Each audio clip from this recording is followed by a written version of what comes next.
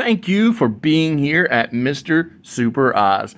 This video is going out, and this channel only exists because I, Oz, founded Gamble Comics, which first release was Everlasting Survivors, a 68-page graphic novel called All Day Long. Available now.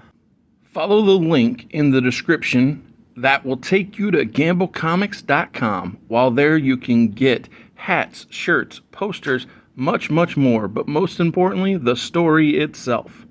Coming soon from Gamble Comics, BC Brute.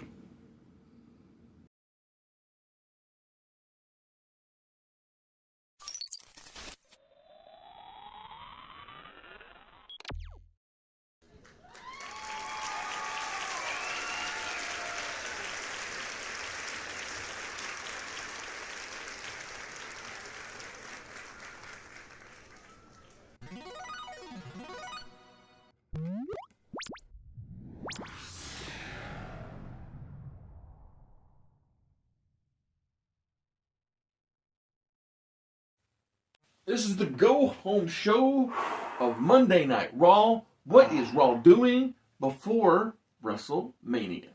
Well, we had a big show tonight. Well... oh, not that big show. Okay. Oh, no, the other big show. So, 3/24/03. Bischoff is at his wit's end. He's starting to get some gray in his hair. He's really feeling the stress and pressure here. A lot of egos to keep in check. And Tori. Sorry, I keep thinking about Terry on your show. It's okay. Tori is constantly breathing down this man's neck to do the right thing. He can't cheat. His wallet's a little lighter than it usually is. So it's been a tough fight for him. So because of how last week's Raw ended, he has decided that we are going to start the show off with an 8-man tag team match. Okay. A lot of words. So it will be the team of Billy and Goldust with the Dudley Boys versus wrestling's greatest tag team and Sean O'Haire and Kane. I'm sure this will go super smoothly. Oh, man, nothing to can go worry wrong about whatsoever. Everything will be great. This will be a nice, clean cut, down the middle match. So this is a very entertaining match. Of course. I mean, look at the names involved. Oh my goodness.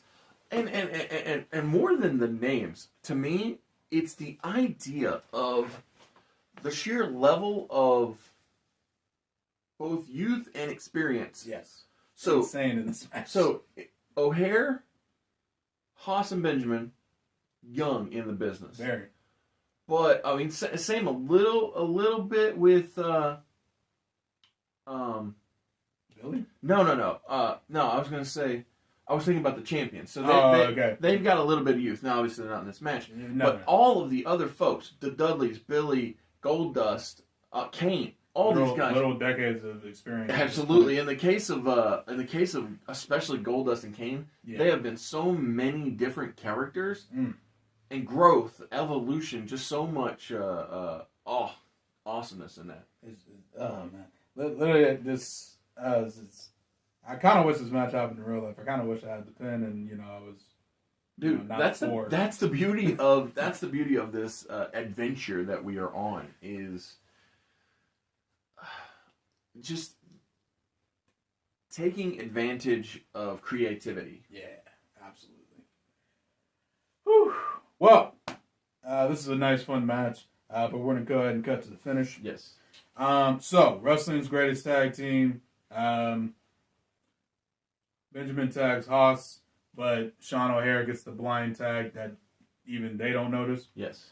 They hit that super kick German combo, which is absolutely effing gorgeous. Beautiful. Look it up if you got time.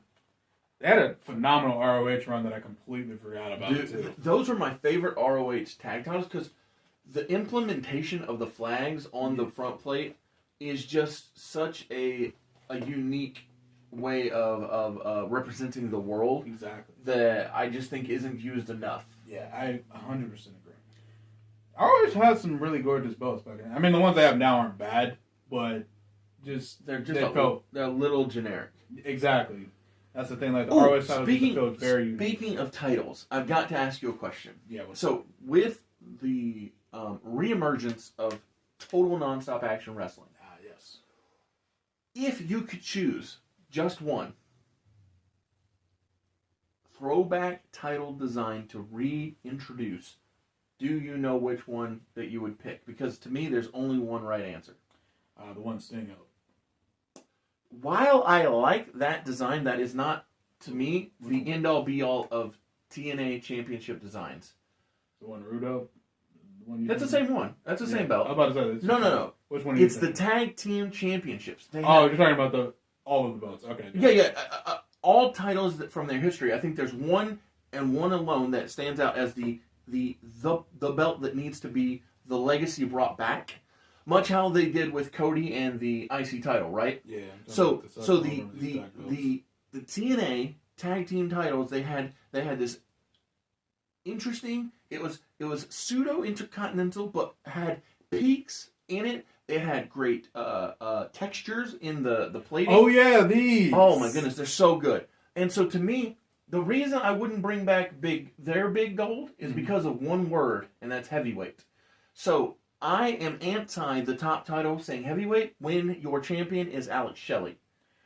Yeah. And so to me, I think that while I'm not opposed to their big gold belt, and I do like their winged eagle, I would personally introduce a brand new design for their top title because they're so good at knocking that out of the park. Their winged eagle was beautiful. Their big gold was beautiful. Absolutely. Their current design, when it had blue oceans, beautiful. I don't like the blood oceans.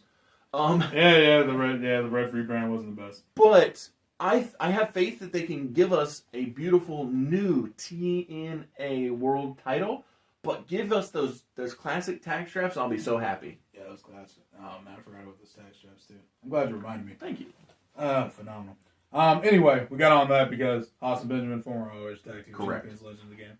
Actually, the Dudleys, I feel like they've held every tag. They have not held Ring of Honor tag team titles because Devon was a backstage agent when Bubba had his run, and he held the six-man with the Briscoes. Correct. I remember that one. Yes. Okay, everything makes sense. So, like I said, super kick, German combo. Of course, Haas is pinning, but the ref's like, "You're not legal. You're not legal." And then, while they're doing that, O'Haire whispers to Kane in Kane's ear, and then gets into the ring. Kane proceeds to hit a double choke slam on. I lost my train of thought here. The opponents. Yes. Which are probably Goldust and Billy because Bubba and Devon are heavier. Yeah. But not by much, I wouldn't think. Comparatively speaking. They're all big boys. They're all big bodies. Yes, exactly. Yes, you are right. It is Goldust and Billy. And then he proceeds to hit a double choke slam on Wrestling's Greatest Tag Team. Ooh, okay. That's even easier. Yes. Meanwhile, Sean heads up top, hits the Shanton Bomb. That is what we called it, right? It is. That is what he called it, yes. Perfect. To get the 1-2-3 on Bubba. Cool. And then after that, he then proceeds to pick up Devon and hit the Devil's Cruelty. Ooh. And then he grabs the mic and says, and shames the fans basically for cheering this carnage and cheering this destruction and giving into their cardinal desires. You should be ashamed of yourself because you should want the best. You should want the safety of these people, the protection of these wrestlers. But hey, I'm not telling you anything you don't already know. Beautiful. Such ends the segment. Next up, we have Molly defeating Ivory. Do you know who ruined Sean O'Haire's career? I have no idea. Roddy Piper. Really? Yes. For some reason... What? Oh, okay. No, go ahead. Well, yes, for leaving, but for some reason Vince thought it was a smart idea to put the devil's advocate with Roddy Piper. Because he sued. And then when Piper left the company, Sean O'Haire went nowhere. Yeah.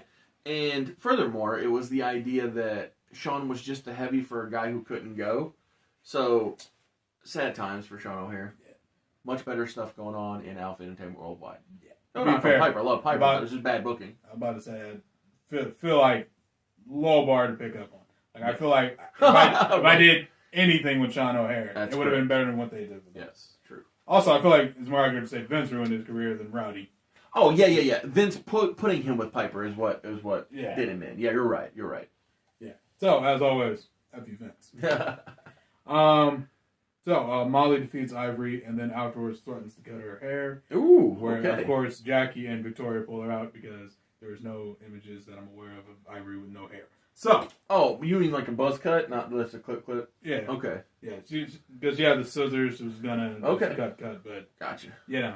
Yeah, she ain't never been bald. Yeah, I don't think she's had short hair either. So not that I can think of. It's always been long. Yeah, to my recollection. Yeah, even now I think so. I bet you're right. But I haven't seen her in a few years. Yeah, I'm sure she's good. Oh yeah, I bet. Yeah. About to say living her best life. I think she's got like a clinic or something. I want to say. Oh yeah, that's cool. I'm sure that's on WWE.com somewhere. That where they announced. They do a very good job of that. Yeah. But dude, have you watched Superfan? I don't think I have. So there's a new documentary on Peacock called Superfan: The Story of Vladimir, and it was supposed to be an ongoing series, but for some reason, when the network ended and Peacock was a thing, over, it's just a one and done. Oh, but it's still a very touching story. Mm-hmm. Oh my goodness, you should check it out. Everybody should check it out. Superfan. It's only 37 minutes. It's like it breezes right by. Yeah. Yeah. But like I said, it's sad stuff. Vlad's a good dude, but he loses his mom in the story, and oh my goodness. Got it. Catches you in the feels. Yes. Whew. All right. Well, I bet you'll recognize him too when you see him. Yeah. Because like, you remember the old ECW hat guy? Yeah. And like the now the Brock Lesnar guy? Yeah. Yeah, Vlad was he was the original Superfan. The guy that you'd see, I saw that guy before. Okay. Yeah, I feel like I probably would. I watch a lot of wrestling, so good chance. But yeah, so that Molly Ivory segment goes down. Next up, Kurt basically just in a dark room segment, and he's sweating. Obviously, he's been putting the work in. He's ready for this United States title match with Christian. He's telling the world that he needs this U.S. title. He needs it for so many reasons. He needs this to not only take something from Christian like he took something from him, but he needs it to prove that he's still the American hero that he knows he is.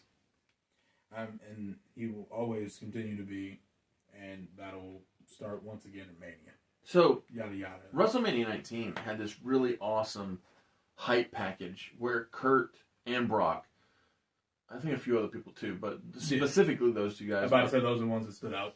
Were doing like almost Rocky type spots where they were running up the steps of the arena and stuff. Kurt is like tailor made for that spot. Yeah. That absolutely. Intensity spot. I'm about to say it's one of the three eyes. So That's correct, yes. Ah man. Yeah, Kurt Angle's so good at just everything in wrestling. And it's kinda freaky how it's also amazing how that he was that standout guy while not being in his right mind. Yeah. Insane, right? Yeah, it blows you away that like Kurt Angle is some of the best times of his career. It's a shame he doesn't remember any of it. Yes. Oh man. But I'll tell you what, like that's the Kurt Angle I grew up on. TNA Kurt Angle is because that's when I watched most of his wrestling. I didn't find out about the WWE stuff. I was like, oh, this guy's in WWE. Well, it's crazy because he actually had a much longer career in TNA. Yeah, much more decorated too. I think he won just as many titles in TNA as he did in WWE. It's something like that. Well, the funny thing is, there was a period of time where they literally gave him every title they could give him. Yeah. It was like every title but the women's title. I'm about to say New Japan too. Exactly. Didn't he was Kurt's last match before he came back, right? Kurt was Kurt's last match? Kurt was Brock's last match. Oh, gotcha. Yes. Kurt is the guy who defeated Brock for the IWGP title. Do you know who Brock beat? I don't remember. Shinsuke Nakamura. Dang, I'm surprised WWE didn't, emphasize that? Yeah. I know, it drives me nuts. Hook that out. Okay. Yeah. Then again, in hindsight, Vince didn't know. It was a completely different Shinsuke Nakamura, mind you. It wasn't the charismatic King of Strong style guy. Correct. But so this was his first reign. Nakamura? Yeah. Yes. Okay, that makes sense. Yeah.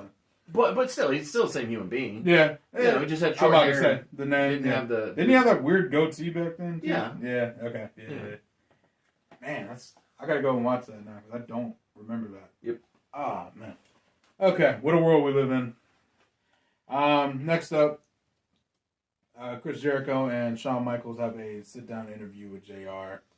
That seems like a good use of him. Yeah, I'm about to say, throw him in. I didn't really think anything out of this. I just kind of wanted the segment course. just to have them talk I'm to with each you. other, talk ish. I'm sure at some point they talk to each other before their actual Mania match.